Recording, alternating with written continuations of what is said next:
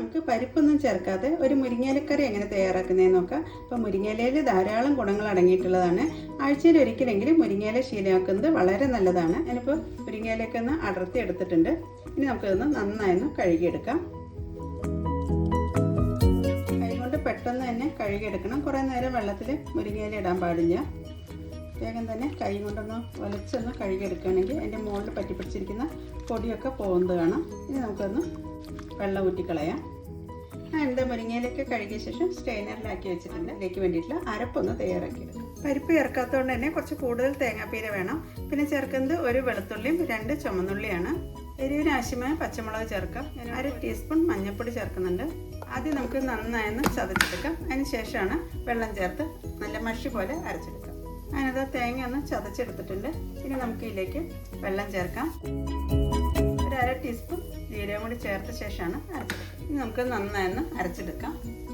നമ്മുടെ അരപ്പൊക്കെ നന്നായി അരച്ചെടുത്തിട്ടുണ്ട്. ഇനി നമുക്ക് മുരിങ്ങയിലക്കറി തയ്യാറാക്കാം. ഒരു നാടൻ കറി ആയതുകൊണ്ട് തന്നെ നമുക്ക് മുരിങ്ങയിലക്കറി മൺചട്ടിയിലാണ് തയ്യാറാക്കുന്നത്. അതിന് ശേഷം നമുക്ക് ഇതിലേക്ക് ആദ്യം അരപ്പാണ് ചേർക്കുന്നത്. കറിയുടെ തിക്നെസ്സിന് ആവശ്യമായിട്ടുള്ള വെള്ളം കൂടി ചേർക്കാം നമുക്കിതിലേക്ക്.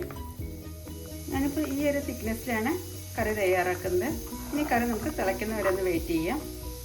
ഈ സമയത്ത് നമുക്ക് കറിയിലേക്ക് ആവശ്യമായ ഉപ്പും കൂടി ചേർക്കാം. പെട്ടെന്ന് തിളച്ച് കിട്ടുന്നതിന് വേണ്ടിയിട്ട് നമുക്ക് കുറച്ച് നേരം ഒന്ന് അടച്ച് വയ്ക്കാം. അതിനുള്ള അരപ്പൊക്കെ ചേർത്ത ശേഷം നന്നായി തിളയ്ക്കാൻ തുടങ്ങിയിട്ടുണ്ട്. ഈ സമയത്ത് നമുക്ക് കഴുകി ഊറ്റി വെച്ചിട്ടുള്ള മുരിങ്ങയില ചേർക്കാം.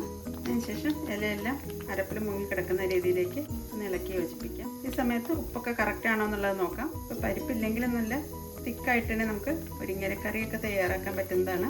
നമുക്ക് ഇഷ്ടമുണ്ടെങ്കിൽ പച്ച വെളിച്ചെണ്ണ ചേർക്കാം. പക്ഷേ ഞാനിപ്പോൾ ഇതിലേക്ക് കുറച്ച് കടുകൊന്ന് താളിച്ച് ചേർക്കുന്നുണ്ട്. മുരിങ്ങയില ചേർത്ത ശേഷം ഒരു 2 മിനിറ്റ് വരെ ഒന്ന് അടച്ച് വെച്ചൊന്ന് തിളപ്പിക്കാം.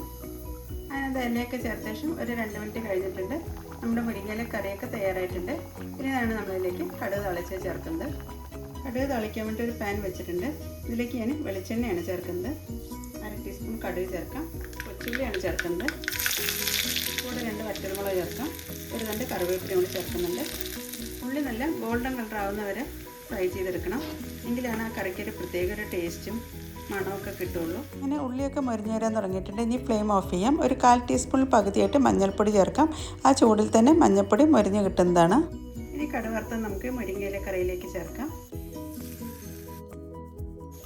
നന്നായി ഇളക്കി യോജിപ്പിക്കും. ശേഷം നമുക്കൊരു 5 മിനിറ്റ് നേരം ഒന്ന് അടച്ച് വയ്ക്കാം. അപ്പോഴേക്കും ആ കടുക് വറുത്തതിൻ്റെ ഫ്ലേവറെല്ലാം മുരിങ്ങയില കറിയിലേക്ക് നന്നായി ഇറങ്ങി കിട്ടുന്നതാണ്. അങ്ങനത്തെ വളരെ ടേസ്റ്റി ആയിട്ടുള്ളതും അതുപോലെ തന്നെ ഹെൽത്തി ആയിട്ടുള്ള പരിപ്പ് ചേർക്കാത്ത മുരിങ്ങയില കറിയാണ് നമ്മൾ തയ്യാറാക്കിയിരിക്കുന്നത്.